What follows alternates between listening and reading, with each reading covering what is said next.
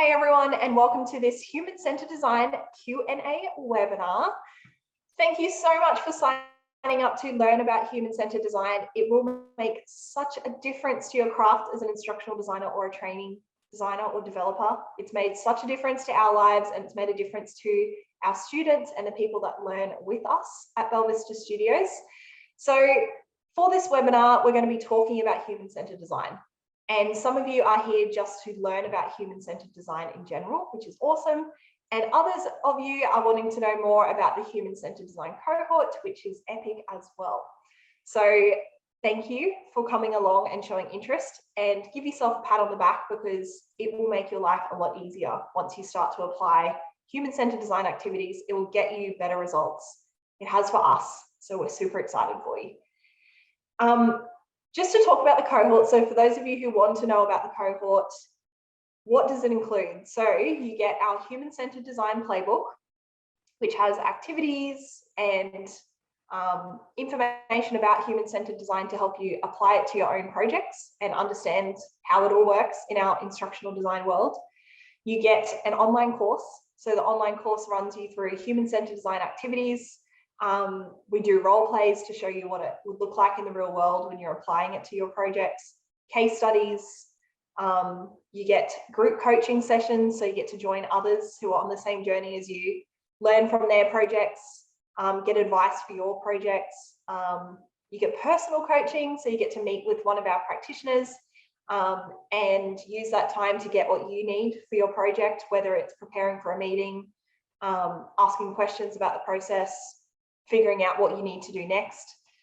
And it's project-based learning. So you can bring a project that you're currently working on or a project that you have coming up in the future, and you can apply the process to your project. So it's all very real life, helps you do things in the real world, action-focused, practical, and it's going to be very exciting.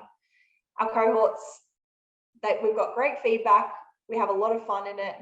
And I think it's a great way to really get yourself and delve deep into human-centered design and start to incorporate it in your process and make it happen.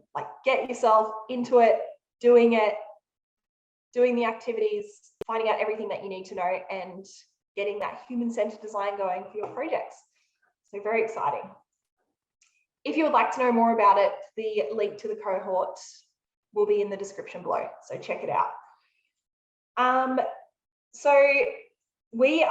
I'm re-recording this. We actually did our webinar and it was amazing. Thank you for the people that showed up. Really great energy. Those people got what they needed. They asked their questions, but didn't click record. So I'm recording it now. So for those of you who are watching the recording, I'm going to make sure that you get what you need. I've got the pre-collected questions here, and I'm going to make sure that I answer them for you so that you get what you need. So the first pre-collected question is, how does what we learn in human-centered design, in the human-centered design cohort, fit into designing training? So what you learn in the cohort will help you with your training project. And it focuses on the analysis phase. So a lot of human-centered design focuses on the research at the beginning to help you to understand the true problem, understand what actions your users would need to take, and understand how your users relate to the problem. So for example, are they motivated by doing something differently related to the problem? Do they know what to do differently? Do they have the knowledge or the skills to actually do it? So it starts off with discovery. So we'll show you how to run user interviews, to hold workshops to help your stakeholders better understand the problem. User observations. So watching the users in the environment related to the problem to help you to understand it a bit better. User personas, so helping you to create a representation of your end user so that as you're designing, you can base your design on their needs, their motivations, their challenges, and make it fit for purpose for them. We also help you to brainstorm potential solutions. So once you've done that discovery, you know what your problem is, you understand your users, you understand their context, their environment, then we support you to run brainstorming. So coming up with solutions that will help you meet the problem or the project goal and that are fit for purpose for your end users. And then it's about prototyping and testing. So you want to give ideas a go. So for example, you might have an idea, but rather than taking it to the end and actually completing it in full, you just want to do like a draft or a rough version of it to confirm that it is fit for purpose and it is going to work for your users and help them to do something differently. So what you do in the cohort is all about designing training. It will help you to get to the point where you are testing solutions that are aligned to what you've discovered about your users and the problem. So yeah, that's how the cohort works and will help you with your training projects. So we also had a question about it. So the cohort is project-based. So it's great if you can bring along a project that you're working on and apply the process to the project that you're working on. But some people don't have a project, so they might want to learn about human-centered design and sign up for the cohort, but they might not have a current project that they're working on to apply it to. And that is okay. So you can still come along to the cohort, you can still learn from others and their projects, you can still learn how to run the workshops, how to do the activities. You can do that without a project. And how you can make this work is that you will get personal coaching as part of your cohort package. So you can hold off on using that personal coaching until your project is ready. So until you have a project that's live and you want to start applying human-centered design to it, you can hold off on your personal coaching and use it when that project is ready. And then use that personal coaching to get support and feedback in the moment. So you might be preparing for a meeting, you might be about to conduct user interviews, you might be wondering what to do next with your project and how human-centered design fits in with it. And those personal coaching sessions will support you to do that. So yeah, the cohort's all good for you if you don't have a current project. The structure of the cohort. So we designed the human-centered design cohort as a human-centered design product. So we used human-centered design to create it. And through this, we found out what was important to people who wanted to learn human-centered design, people in your position that are learning designers, instructional designers. And we created an experience that would give you what you need in order to do something differently. So much like what we do for our client projects. And how it works is you, like I said before, you'll be looking at the playbook and using the activities from that. You'll be doing the online course, watching us do things in action, watching role plays. The online course will be prompting you to take actions in the real world. And then you'll be meeting with your cohort, with the group coaching, reflecting on what you've been learning, making plans for what you're going to apply next, practicing things. And then you also have your personal coaching where it's like you might be preparing for a meeting or you need that one-on-one time with one of our practitioners to really understand what your next steps are or practice something or get advice. So it's like online learning, playbook, group coaching, online learning, personal coaching, and it's structured in a way where it's blended and you get what you need when you need it. And it's human-centered, so it's all driven by your needs. Whatever you need to get from the session or from the cohort, it will happen because you have the opportunity to do that personal coaching. You can ask questions in the group coaching. And then you get like the theory and the learning through the online course and the playbook. Can you enroll now for a cohort? So yes, you can. You just need to message one of us from the Bella Vista Studios team. You can message Bella Vista Studios on LinkedIn, Kim Tui on LinkedIn. You can message us on Instagram and we will sort that out for you. And that's awesome if you want to do that. Very exciting. One piece of advice to keep in mind when designing a learning experience. So the advice to keep in mind, and this is my thing that I've come up with that has made the biggest impact on me and my life as a learning designer, is to consider the end user in all decisions that you make.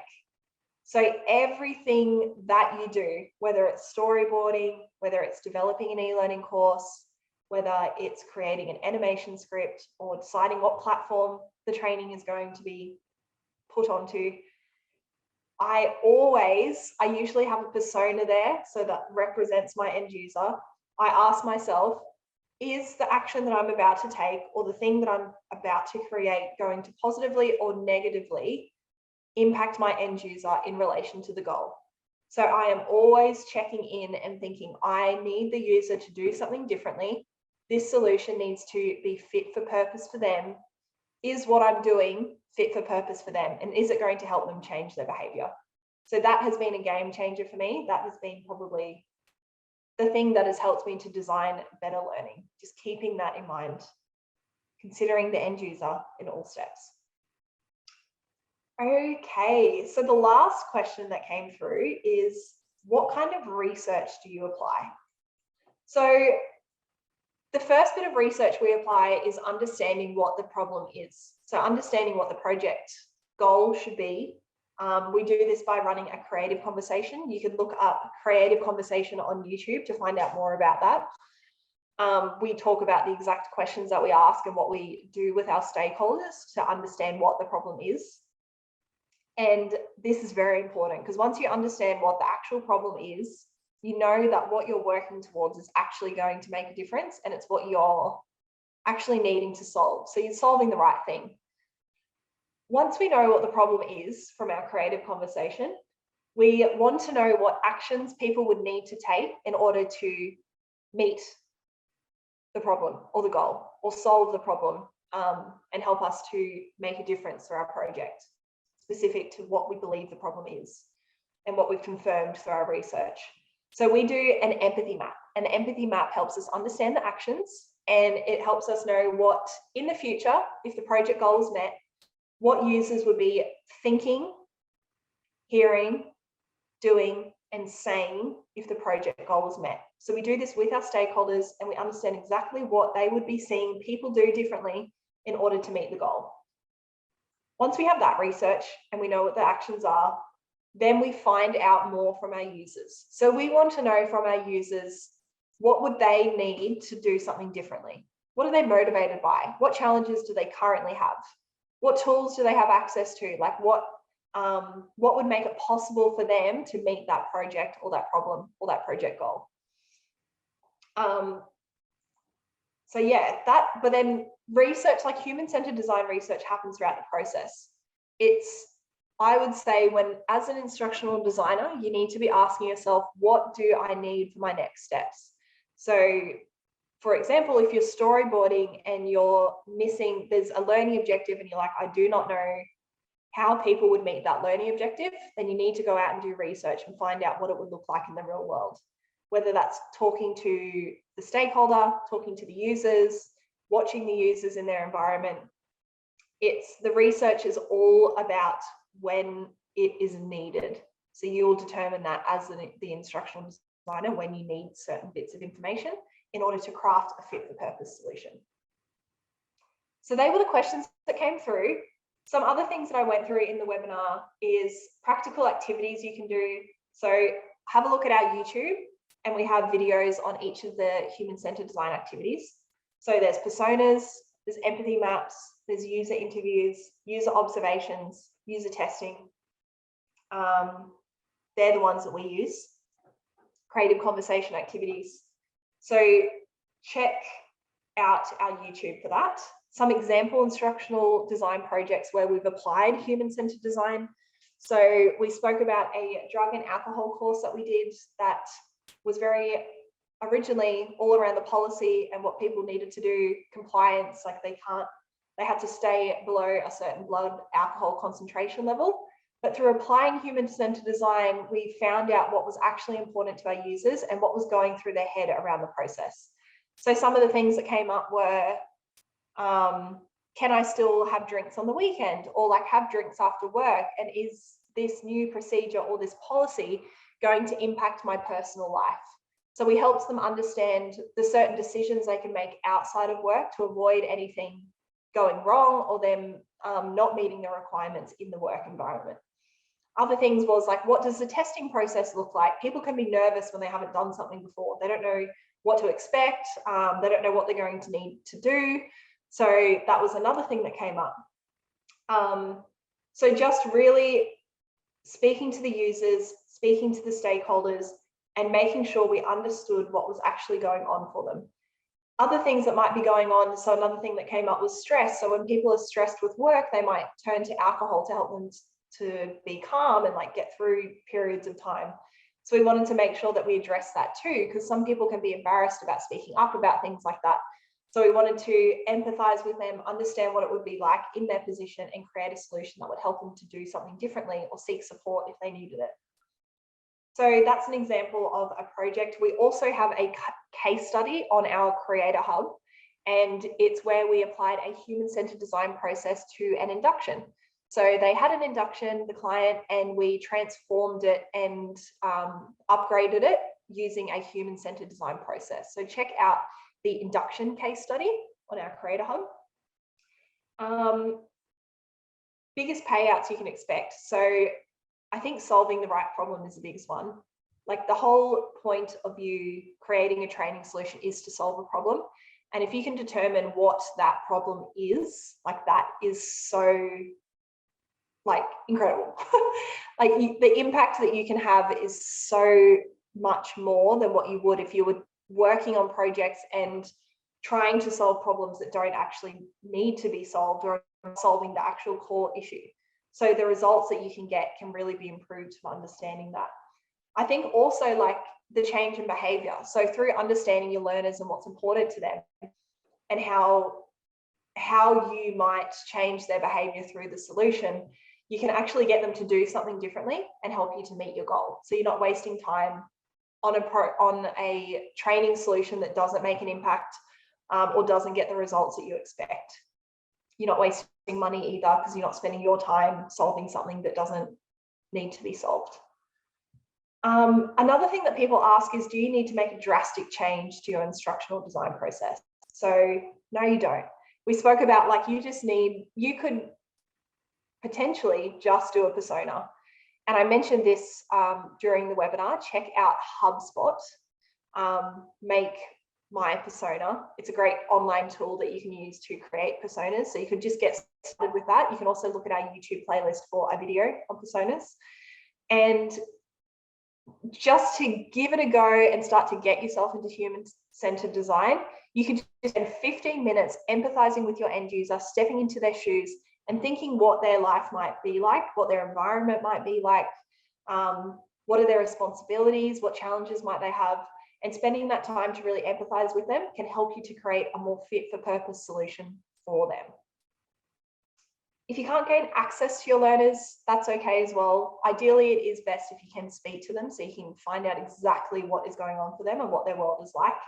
But even taking the time to step into their shoes and think about what it may be like to be them can make a difference. So just empathizing, pausing, thinking, I wonder what their world is like and how this might impact them can make such a difference. So even just doing that is good. How to convince your stakeholders to care about it. So you use human-centered design on them. So find out what's important to them. And this is what we do with our projects as well. What's important to them, start off the conversation with that, whether it's they want to save money, they want to do it quickly, they want these certain outcomes from it. And we actually have this in our playbook where you write a script around what the benefits of human-centered design are and how it will help them to solve their problem. So it's about applying a human-centered design process to influencing your stakeholders. There's also a role play as well in the course, the online course, the cohort. We also spoke about customer journey maps. So these are pretty cool. Google them if you want to have a look. But what it does is it helps you to experience what your customer would experience or what your employees would experience by step going through a process that they do. So for example, we spoke about a healthcare service. So if you're wanting to improve the experience of patients in a clinic, you could walk into the clinic as if you were a patient and maybe get someone who's never been to the clinic before to do this for you and record their observations and get them to record what they're thinking, feeling, and doing at each stage of the process. So for example, they might walk into the clinic and they can't find their reception desk. So they might be thinking, where is the desk? This is embarrassing. Everyone's looking at me. I'm running out of time. And just write down or record exactly what you're thinking, feeling. They might be feeling stressed, doing, they might walk around and try and find it. And through just empathizing with your user or your customer at every stage of the journey, you can understand ways to improve their experience. So for example, you might put arrows on the ground. You might put a sign up to say the reception desk is behind this wall. And it's just a really great way to step into their shoes. That's essentially what it is. And to do something differently to make their experience better. Last thing, if you want to learn about human-centered design and you're wanting to try out some of the activities or just find out a little bit more about it, check out our human-centered design playlist on YouTube and go through the videos. So there's videos on user personas, user testing, projects that we've applied it to, podcast interviews with other people. Check it out and start to give things a go. For those of you who are interested in the cohort, please check it out. Have a look at the landing page. The link is in the description, and it would be awesome to have you there. It's a really great way to really dive into human-centered design and fully immerse yourself in the process. Apply it to your projects, get the support that you need, learn from others who are just as interested as you. So we would be delighted to have you in the cohort. So thank you everyone for signing up for this webinar. Thank you for those of you who showed up live. And for those of you who are watching the recording, I hope that your question was answered and you got the value that you needed. Thank you and have an awesome day, night, wherever you may be. What's up, awesome human? Thank you on behalf of myself and the Bella Vista Studios team for continuously choosing to learn with us. We really appreciate it. If the tips and the insights and the context resonate with you and you want to take your skills to the next level or you want to make your life way easier, you will love our Creator Hub. The Creator Hub is a place for people like you and us. Basically, it's the stuff that we use internally at Bella Vista Studios and then we just share it publicly with you. The Creator Hub is created by instructional designers for instructional designers, and what you'll love there at the moment is we've got a quiz, Could I Be a Better Instructional Designer, that has so much tips in the feedback if you're interested in human-centered design or just taking your skills to the next level in terms of the solutions you're creating and the problems you want to solve. But in there as well, aren't we cute? That's us. But we've got the coaching courses, freebies, give us gratitude, and also we've got some templates. And basically they're always around the lens of learning experience design, instructional design, and e-learning. So a human-centered design focus is very much what we're about at Bella Vista Studios. So putting your learners at the heart of a solution and creating something for their needs. So there's the human-centered design stuff, and then we've also got the business stuff. So this is the stuff they don't teach you about when you want to become a freelancer or a consultant in the instructional design world. So go check it out. The link is in the description. You can check out everything that is available for you. Thank you for choosing to learn with us. Continuously invest in your skills. You will be rewarded as an instructional designer. Share this stuff, share it with other people, because when we are better instructional designers, we create better solutions that create better humans, that create a better world. So we have a very important role, and I'm excited to be on this journey with you. Have an awesome day.